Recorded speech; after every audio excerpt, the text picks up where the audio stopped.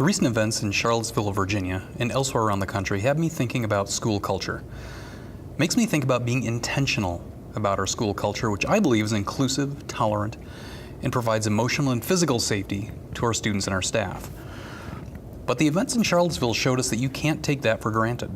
If you had told me a year ago that neo-Nazis, Klansmen, and white nationalists would march down the street in broad daylight, proudly displaying their hatred of other human beings and their fellow citizens, I would have said that simply can't happen in this country. Not anymore, right? Well, you get the culture you cultivate, nurture, and feed. In any organization, particularly a school, you simply can't afford not to pay attention to the culture that you're creating.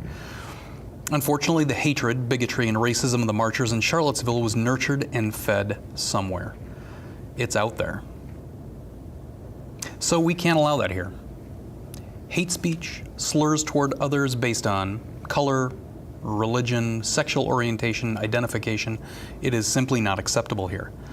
Furthermore, those kinds of comments must be addressed. They must be called out, appropriately and non-violently.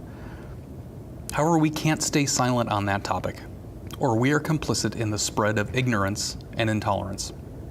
It's just not okay. I have to say I was very happy to see our student athletic and extracurricular leaders participating in the NLCC Student Leadership Conference last week.